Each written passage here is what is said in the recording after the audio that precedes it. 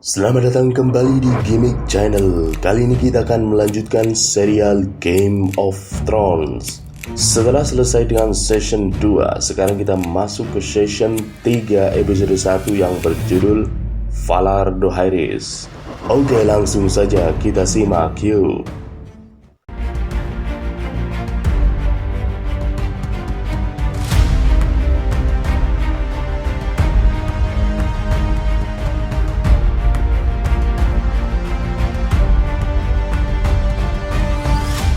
Berawal dari Samwell Tarly yang berlarian menghindari kejaran pasukan White Walker, dia kemudian berhenti dan melihat saudaranya dari Night's Watch di depannya.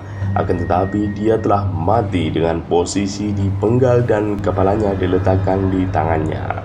Tiba-tiba datang mayat hidup yang membawa kapak dan akan menyerangnya. Bersamaan dengan itu datanglah Ghost, seekor serigala yang langsung menyerang mayat hidup itu dan mencabik-cabik tubuhnya. Lord Commander Jeor Mormont datang dan kemudian menyurutkan api dan membakarnya. Mormont marah kepada Samwell Tarly karena dia tidak mengirimkan burung gagak membawa pesan sesuai dengan perintahnya. Mormont mengatakan bahwa mereka harus mundur kembali ke tembok, tidak hanya untuk menyelamatkan hidup mereka sendiri, tetapi karena Castle Black dan anggota Westeros lainnya harus diperingatkan tentang ancaman yang akan datang, karena jika tidak, semua orang yang pernah mereka kenal akan mati. Sementara itu, Jon Snow bersama Ygritte dan Lord of Bones tiba di perkemahan mereka di pegunungan Frostfangs. Ini bukan sekedar camp tentara, tapi semua masyarakat berkumpul di sini untuk berlindung dari serangan White Walkers. Saat mereka memasuki camp, Jon terkejut melihat raksasa lewat di depannya. Sementara orang-orang juga terkejut melihat kedatangan Jon Snow dengan pakaian Night's Watch dan meneriakinya. Beberapa anak laki-laki melempari Jon Snow dengan es dan batu kecil, kemudian Ygritte mengusir mereka. Jon kemudian dibawa ke tenda Mance Rayder. Lord of Bones menjelaskan bahwa dia adalah anak haram Ned Stark. Lord of Bones juga mengatakan bahwa dia telah membunuh Corryn.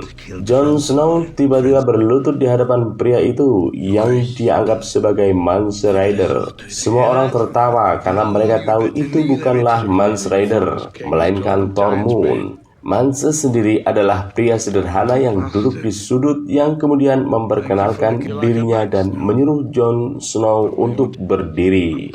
Mance Rayder merasa senang mendengar Jon Snow telah membunuh Corryn karena Corryn telah membunuh banyak orang. Meskipun dia tahu bahwa Corryn pernah menjadi saudaranya ketika dia menjadi anggota Night's Watch, Mance Rayder bertanya kepada Jon Snow mengapa dia ingin bergabung dengan mereka. Jon Snow kemudian menjelaskan bahwa saat Night's Watch berkemah di Craster Keep, dia melihat Craster meninggalkan putranya yang baru lahir di hutan sebagai persembahan, dan dia melihat sosok makhluk bermata biru yang mengambilnya. Jon mengatakan bahwa dia ingin meninggalkan Night's Watch karena dia muak. Komandannya Mormont sebenarnya sudah tahu apa yang dilakukan Craster, tetapi dia tidak melakukan apapun untuk menghentikannya. Jon Snow menyatakan bahwa sekarang dia ingin berjuang untuk pihak yang berjuang untuk yang hidup. Mance Rayder puas dan menyarankan Jon untuk mendapatkan jubah baru. Sementara itu di King's Landing, karena kemenangannya di Blackwater dibantu oleh House Tyrell, sekarang House Tyrell menjadi sekutu baru Lannister dan mulai menetap di ibu kota. Tywin Lannister dengan belak-belakan memberitahu putranya Tyrion bahwa dia telah mencabut hak warisnya. Tyrion Lannister tidak terima akan hal itu karena sudah sepantasnya dia memiliki hak untuk mewarisi tanah ayahnya ketika dia bergabung dengan King's Guard, dan Tyrion juga berhak menjadi penerus berikutnya. Padahal dirinya telah berjuang untuk menyelamatkan King's Landing dari serangan pasukan Stannis, namun semua itu tidak ada artinya bagi ayahnya. Tywin merasa terhina karena Tyrion membawa kekasihnya Shae ke istana padahal dia sudah melarangnya. Ketika Tyrion bertanya mengapa ayahnya melakukan ini kepadanya, Tywin mengatakan hal itu dia lakukan karena Tyrion telah membunuh ibunya sendiri saat melahirkan dia. Tywin Lannister mengatakan bahwa dirinya sangat kecewa dan berharap Tyrion bukanlah anaknya karena dia hanya membawa aib keluarga saja. Sementara itu perjalanan Joffrey kembali dari Sept Agung Baelor dengan tandu yang dijaga ketat berhenti. Lady Margaret Tyrell, tunangannya, berhenti di Flea Bottom secara tidak terduga. Margaret turun kemudian berjalan menuju ke panti asuhan dan menghibur anak-anak di sana. Sementara itu para pelayannya membagi-bagikan roti dan mainan. Hal ini membuatnya dicintai oleh anak-anak dan masyarakat di Flea Bottom.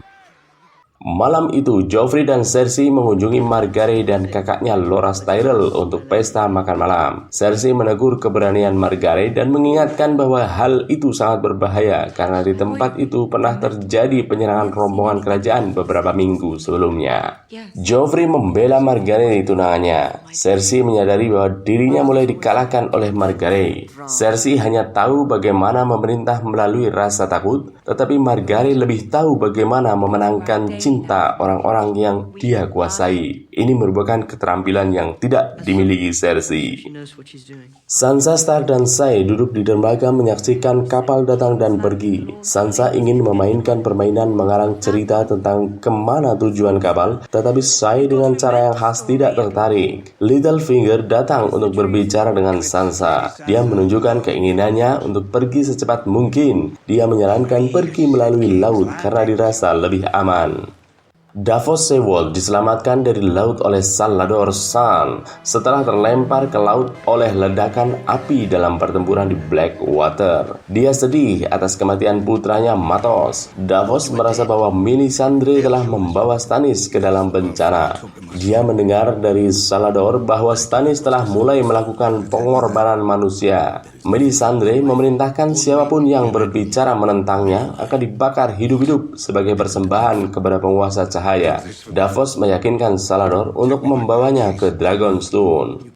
Di Dragonstone, pasukan Raja Stannis Baratheon yang hampir hancur total dalam pertempuran Blackwater telah berkumpul kembali. Davos kembali dan bertemu Stannis yang sedang putus asa. Dia duduk di Chamber of the Painted Table dengan Melisandre. Davos secara terbuka menyebut Melisandre adalah musuhnya dan dia mengatakan bahwa dia telah menyesatkan Stannis.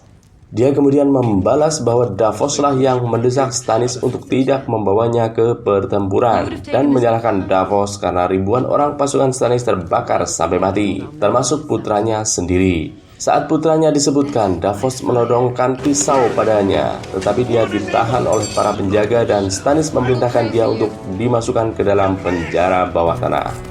Di Riverland, semangat pasukan Robb Stark mulai berkurang. Mereka belum mendapatkan kemenangan sejak pertempuran Oxford beberapa bulan yang lalu. Dan berita kemenangan Lannister atas Stannis serta aliansi baru dengan House Tyrell menambah berita buruk. Robb Stark telah memenangkan setiap pertempuran yang pernah dia lewati. Tetapi Lannister akhirnya menyadari bahwa terlalu sulit untuk mencoba menyerangnya secara langsung. Jadi mereka beralih ke strategi baru, yaitu melarikan diri di depan pasukan Robb. Dengan frustasi, Robb Stark meluncurkan serangan baru ke timur dan merebut kastil besar Harrenhal yang telah digunakan Tywin Lannister sebagai pangkalan utama Lannister di Riverland selama setahun berperang. Namun, Robb tidak menemukan kemenangan sesuai yang dia harapkan. Tywin Lannister telah menarik pasukannya dari Harrenhal ke King's Landing untuk melawan serangan Stannis Baratheon. Robb Stark dan pasukannya semakin frustasi saat menemukan bahwa Lannister juga membantai 200 tawanan perang sebelum mereka pergi meninggalkan Harrenhal. Mereka menemukan satu orang yang selamat, yaitu seorang maester bernama Qyburn.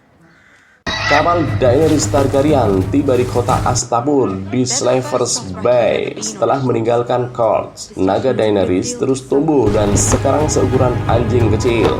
Mereka terbang di sekitar kapal dan berburu ikan dari laut untuk kemudian memanggangnya di udara dengan nafas api mereka. Dia mengatakan bahwa mereka masih belum cukup besar untuk digunakan sebagai senjata perang untuk menyerang Westeros, dan dia juga membutuhkan banyak pasukan. Ser Jorah Mormont mengatakan bahwa pemilik prajurit elit yang di Astapor yang dikenal sebagai Unsullied dikenal sebagai salah satu prajurit terbaik di dunia. Daenerys mengatakan bahwa mereka adalah tentara budak, sebuah perbedaan yang mungkin membuat beberapa orang memandangnya secara negatif di Westeros, di mana perbudakan itu ilegal. Daenerys mengungkapkan keinginannya untuk menambah pasukan Dothraki, tetapi Jorah mengatakan bahwa Dothraki lain hanya akan bergabung dengannya jika mereka pikir dia kuat, dan untuk itu dia membutuhkan pasukan. Setibanya di Astapor, Daenerys dibawa keliling melihat pasukan Unsealed oleh Krasnis Monaclos dengan didampingi budaknya bernama Missandei sebagai penerjemah bahasa Valyrian ke bahasa Westeros untuk Daenerys. Mereka menjelaskan bahwa Unsealed dilatih untuk berperang sejak usia 5 tahun dan hanya 1 dari 4 rekrutan yang bertahan dalam pelatihan tersebut. Krasnis juga menunjukkan bahwa Unsealed tidak takut akan rasa sakit dan kematian. Krasnis selanjutnya menjelaskan bahwa Unsealed dilatih untuk tidak menunjukkan belas kasihan. Daenerys kemudian bertanya berapa banyak pasukan Unsealed yang tersedia. Dia diberitahu bahwa ada 8.000 tentara untuk dijual dan dia memiliki waktu sampai besok untuk mengambil keputusan. Dalam perjalanan kembali ke kapal mereka, Ser Jorah mendesak agar Daenerys membeli Unsealed dengan alasan bahwa di bawah komandonya, tentara budak ini akan memiliki kualitas hidup yang jauh lebih baik daripada di bawah Krasnis. Daenerys kemudian digoda oleh seorang anak kecil yang mengikutinya. Mereka juga tidak tahu kalau ada seorang pria berjubah hitam mengikuti mereka dan bersenjatakan belati. Anak itu kemudian menawarkan hadiah kepada Daenerys, yaitu sebuah bola kayu. Tapi saat dia mengambilnya, orang asing berjubah hitam itu menjatuhkan dari tangannya. Ser Jorah menangkap orang asing itu dan Daenerys terjatuh ke tanah. Tiba-tiba bola itu pecah menjadi 2 dan seekor binatang muncul untuk menyerang Daenerys. Sebelum makhluk itu dapat melukai Daenerys dengan sengatannya yang mematikan, orang asing itu menusukkannya dengan belati dan menyerang anak itu. Anak itu kemudian berlari dan menghilang. Daenerys menyadari bahwa anak itu kemungkinan adalah penyihir seperti Pyat Pri yang ada di kota Korth waktu itu. Daenerys terkejut ketika pria itu memanggilnya sebagai ratu dan melepas penutup kepalanya. Dia kemudian bertanya apakah Jorah mengenal pria itu. Jorah yang tertegun kemudian berkata bahwa orang asing di depannya adalah pengawal Raja Baratheon dari King's Landing yang bernama Ser Barristan Selmy. Dia kemudian berlutut dan menjelaskan bahwa setelah kematian Raja Robert dan pemecatannya oleh Joffrey, dia telah mencari Daenerys Stormborn untuk memohon pengampunannya dan menawarkan jasanya. Dia juga berharap bisa menebus kesalahannya yang telah gagal menjaga keluarga Targaryen ketika dia bertugas sebagai King's Guard. Barristan Selmy juga mengakui Daenerys sebagai ratu yang sah dan dia kemudian meminta kepada Daenerys untuk menjadi pelayan setianya. Demikian alur cerita Game of Thrones Season 3 episode 1 yang berjudul Valar Dohaeris. Nantikan alur cerita selanjutnya hanya di Gaming Channel. Jangan lupa subscribe ya. Terima kasih.